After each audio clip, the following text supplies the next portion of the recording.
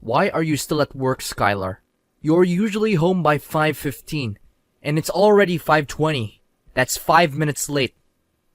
What are you doing sneaking around behind my back? Come home and prepare my dinner now. It's not gonna cook itself, you know. Honey, I'm heading to the car park now. I stayed a little late to finish up some work, but I'm all done now. I'll be home before you know it. Please be a little more patient.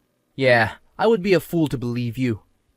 Come up with better excuses next time you're staying late to flirt with your male coworkers. You clearly don't have any sense of shame, do you?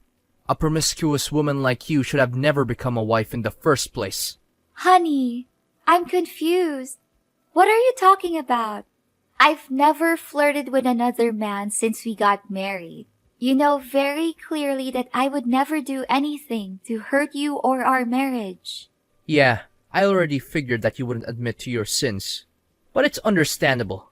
The guilty flee when no man pursueth. That's what they always say. I guess honesty is not one of your family traits after all. Please, Thomas. I've already told you that I didn't do anything shady behind your back. Why don't you just believe me for once?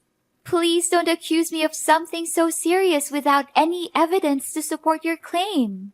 Evidence? I don't need any evidence to claim that everything I said is true. I am the evidence. What were you thinking? Wearing that skirt to work today. It was so short that I'm surprised you didn't flash everyone. Dare to tell me that you didn't wear that skirt to work today to tease the men in your office? Do you really think that's an appropriate attire for the office? You're not a child. You're a grown woman. Start acting like it. Thomas, honey, it's a totally normal pencil skirt, and it falls below the knee. My colleagues wear pencil skirts all the time to work, so why am I being told that I can't wear them? I mean, even my bosses don't have anything against it. Please don't be too harsh on me, Thomas. They are not bothered by your outfit because they are only interested in your body. The shorter you're dressed, the more they will enjoy looking at you. You are being used as a source of entertainment for the jerks at your office, you fool. Why do I always have to lay everything on the table for you like that? Next time, please use your brain to understand the situation better, will you? What are you even saying? Don't just assume that everyone thinks the way you do. My colleagues and bosses are all decent people who respect me. In fact, I believe they respect me even more than you do, Thomas. You should be ashamed of yourself for saying what you just said. Gosh, we've been husband and wife for nearly 3 years, and I'm still amazed at how naive you can be. They don't respect you. They're just seeing you as a doll to be played with, and then discarded later on. Don't you see? I'm the only one who you can trust, and my love for you is unparalleled. Please don't say that, honey. My bosses and coworkers aren't anything like you said. I know you love me, honey, but you don't have to be too worried about the guys at my work. Most of them are already married, so there's nothing to be concerned about. Yeah, I know, but better safe than sorry. Anyways, I've already installed a GPS tracker on your phone, so I will know if you go anywhere other than your workplace or your home. I'm monitoring each and every one of your movements. That's why don't even attempt to go anywhere else without telling me firsthand. What? When did you do that? And why didn't you say anything to me? Don't you think it's already a little too much? Well, not very long ago, actually. But don't get me wrong. I just did it out of good intentions, you know. All I want is to watch over you and keep you safe. The world can be a dangerous place, and it's important to be vigilant and aware of the potential for danger. Well, but as you mentioned earlier, I'm a grown woman now, so I'm pretty sure that I know what I'm doing. I appreciate your good thoughts, but you don't have to be too protective over me like that, Thomas. To be honest, it makes me feel like you're invading my privacy. Invading your privacy? How dare you even say that to me? When you're the one who's constantly trying to hit on other guys. I'm just trying to protect you from all the possible threats out there. Especially the sickos who want to take advantage of your naivety. I know, but this is a little too much, baby. The other day I even caught you checking on my mobile and web browser history. I reckon it happened not just one time. I agreed to let you know the passwords and have access to my devices in case of emergency. But please don't use that as an excuse to pry into my personal life. I appreciate your care and concern, but I need you to respect my privacy as well. So now I'm getting berated for trying to protect you? Well, maybe I should just neglect you like my friend John did to his wife. Now look where they are now. They're fighting in court because John's wife accused him of not taking enough care of the household and ignoring her feelings. And you're just here being ungrateful and taking my kindness for granted. Honey, I know you care about me and want to keep me safe, but I feel like you're trying to micromanage every little thing in my life. We're married, and we should be able to trust each other. I don't want to spend the whole day feeling like I'm being watched or tracked. So now you're calling me out for taking care of you, huh? You're accusing me of controlling your life. If I was trying to control you, you would be staying home 24/7 instead of walking around and talking down to me like this. What are you saying, honey? I'm talking to you with the utmost composure that I can have. However, don't you think it's a little unfair that you didn't even let me go out with my friends or colleagues? I'm not even allowed to go to family gatherings either. Why do you get to do all kinds of things you want and I don't? Hey, don't aggravate everything and try to guilt trip me like that. I never said that you couldn't go. In fact, it's you who chose not to do that. I didn't go because I knew you would bombard my phone with numerous texts and calls. I know you're coming from a place of love, but I need you to respect my boundaries too. I need to be able to go out with my friends without feeling like I have to check in with you every hour. I need to be able to go to work without feeling like you're going to call me every 5 minutes to see where I am. Fine, I'll leave you in peace, if you wish so. Before marrying you, I used to have girls lining up at my doorstep begging me to go out with them. I'm a successful, good-looking business executive who ticks off all the boxes of an ideal man, and you're nothing but an ordinary office clerk. Honestly, I could have left you any minute if I wanted to, but I didn't because I love you. I chose you to be my wife, so you should be more grateful for what you have.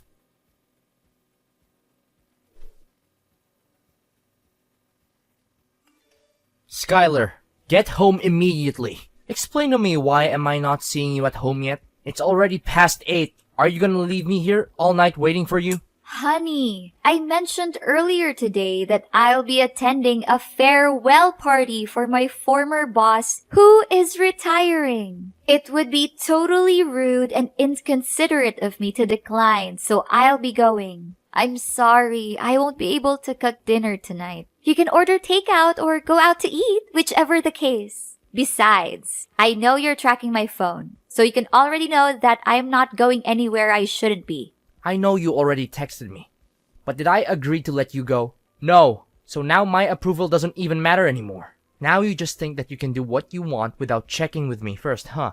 I'm only nothing but a complete stranger in your eyes, correct? I didn't say that, honey. I'm not sure where you got that idea, but it's simply not true. Please don't put words in my mouth, and please don't be too vigilant about my schedule. I'm your wife, not your enemy, to be tracked down nearly 24 hours a day. Good questioning. But what forced me to become more vigilant, huh? It's you. You're the one who's full of tricks and always wants to deceive. Thomas, you know I would never do anything to mislead you. Why did you say that? Are you sure? What about that time you tricked me by giving your phone to your coworkers so that you can sneak away to your sister's house without me knowing about it? What? I didn't do that. Please don't accuse me of something I didn't do. You didn't do it? Are you sure? Do you want me to call that coworker over to our home so we can have a fair and square confrontation between the three of us? What's his name? Oh, Oscar, if I'm not mistaken. Judging by the look on his face, he's more than thrilled to help you cover your dirty deed. Need I send you a picture of you handing over your phone to Oscar as proof? How did you figure that out? Well, it's not that difficult. Really. I just hired a private detective following you everywhere you go. In fact, I've even bribed some of your coworkers to keep me updated about you. It's really quite clever if I do say so myself. Now you know it. So don't even think about doing anything stupid to deceive me again from now on. Thomas, I am a grown adult, and I know that I'm allowed to see my sister, parents, or any of my blood relatives without you checking in on me every few minutes. I am not a child, and I do not need to be monitored. I am well aware of my rights, and I have never done anything to violate them. Oh, if I'm not mistaken, you're raising your voice at me, huh? I guess you still remember what happened the last couple of times you played tricks on me. Please, don't remind me about it again, please. I guess the bruises on your neck are still visible. Nice try covering it with a high-neck shirt, but you aren't fooling anyone. I must admit, you look even more attractive with that cut I made on your face. It's quite deep, don't you think? How about removing that first aid bandage on your face for people to see? I guess no other men would want to get near and flirt with you after seeing it. Please, you know I would go through a panic attack if you keep talking about it. I'm starting to feel hard to breathe already, Thomas. To be honest, I quite enjoy the way you resisted when I shoved your face in the sink full of water. You're quite a tough girl, aren't you? Thomas, your controlling and abusive behaviors are unacceptable and need to stop. If you think you've had enough of me, why don't you just file a divorce and walk out of our marriage already? You know I don't want to, and I can't do that. Of course you wouldn't dare divorce me. You know your parents would never forgive you. They'd give you a severe dressing down, and you'd probably never be allowed to set foot in their house again. And then where would you go? Living in a dumpster. I thought so. You're becoming more and more violent, Thomas. I am your wife, not a possession that you can control or torture whatever way you want. In fact, I am a human being with my own thoughts, feelings, and desires. I deserve to be treated with respect, not like a puppet that you can manipulate. Skylar, after all this, you still insist on denying my immense love for you. I can go to great lengths just to keep you safe from all the bad guys that surround you. Shouldn't you be happy about that?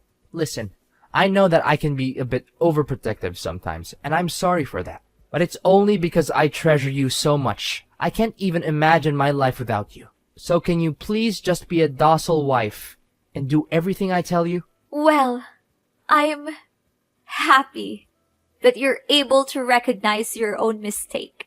I'm just hoping you can become less abusive and be a good husband in the strict sense of the word, so that we don't have to argue about this again. One more thing, please stop ringing up my phone. I'll be home by 10 p.m. Sure, you have my words, darling. You know I love you more than anything in the world.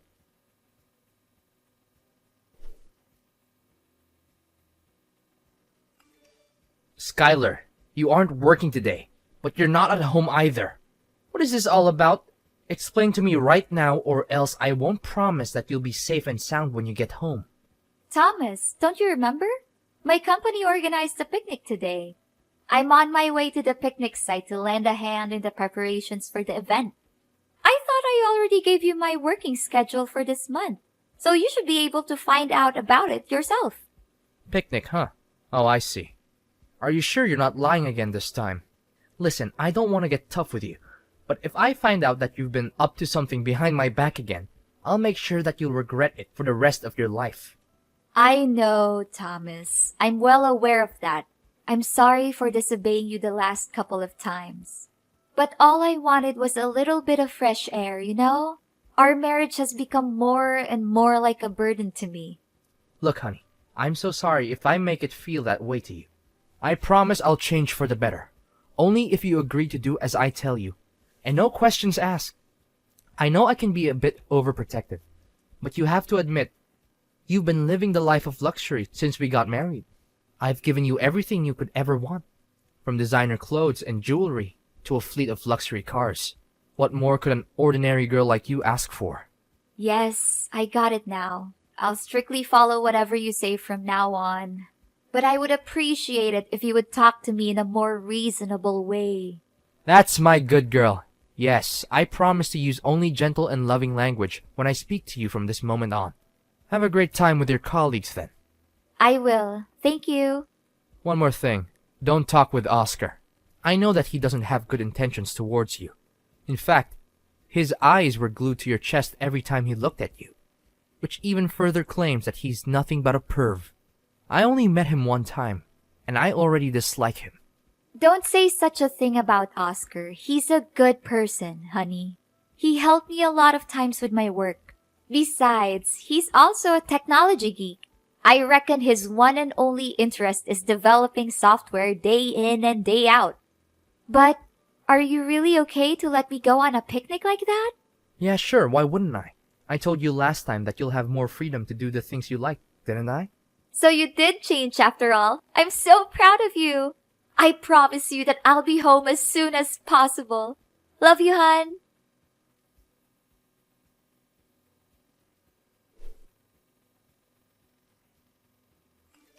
Skylar, you're not at the picnic area. You witch! You're going somewhere else. Guess once a liar, always a liar, huh? I knew that I could never trust a promiscuous broad like you.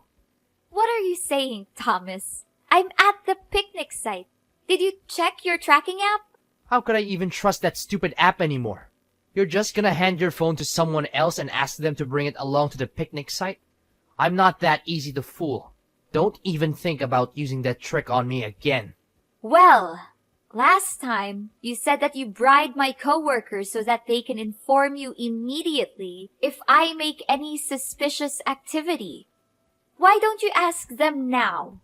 You even said that you even hired a private detective to keep an eye on me whenever I leave the house, correct? Just contact them and ask where I am now. But they're all claiming that you're at the location where the picnic will be held. They even sent me pictures of you as proof. Wait a minute. Did you give them some money so they can turn their back on me and take your side? I can tell for a fact that these people are definitely lying. Why are you so sure about that? Because I'm in your trunk, idiot. I have been tracking you off since the moment you set foot out of the house. What? You're in my car trunk? Are you out of your mind? How could you come up with such a crazy idea? It's you who forced me to do this. You leave me no choice. You're getting better and better at concealing your lies. The location you shared with me on the tracking app shows that you are at the picnic site. But my phone's location tracking indicates that your car is heading to a different direction. This can only mean one thing. You're lying to me. Again! You handed someone else your phone to deceive me into believing that you're actually going to the picnic. But in reality, you are covertly absconding to engage in infidelity. Thomas, please think more rationally, will you? You already checked with the detective and my colleagues, and they all confirmed that they see me at the designated spot for the picnic. What else do you want? Do you need me to personally take some pictures of myself and send them to you? That's impossible. My phone's tracking has never been wrong before. But how can you drive the car and be at the picnic at the same time? Something is definitely out of place. Oh, Thomas, you think you're such a genius. But I just proved that you can be easily misled by a little child's game. What? What are you saying? Quit fooling around with me. I'm not in the mood for that. Can you see? It's not me who's driving the car. Oscar is helping me drive it. I'm actually at the picnic place just like I told you. I knew you pretended to go to work, but in reality you were hiding in my car trunk to follow me around. That's why I called Oscar over and asked him to replace me and drive my car. After that, I used Oscar's car to drive to the picnic location. Great plan, isn't it? You what? How did you figure out that I was in your car trunk? That's impossible. I'm sure I covered my tracks very carefully. I even erased every possible trail. Thomas, this time it's your own skepticism that betrayed you. Do you remember the last time you demanded a couple pictures of myself to prove that I was at the company? Oscar helped me attach a spyware to that file. When you downloaded the file on your phone, the spyware allows me to access your phone's GPS and track your location. That's how I found out about you hiding in my car trunk. What? So you've been spying on me this whole time? That's unacceptable. Do you know what's even more interesting, Thomas? Oscar is driving you directly to the police station. I'm not afraid of you anymore. You will soon be held accountable for your crimes. What crime? I haven't done anything wrong.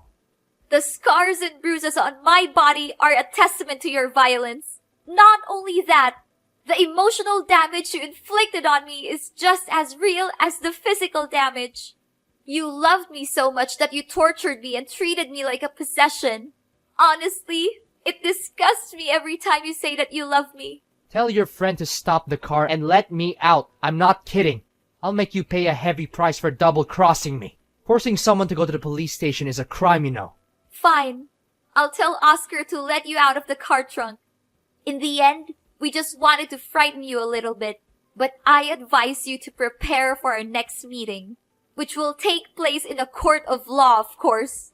You may get away with this now, but you will not be able to escape what is coming for you next.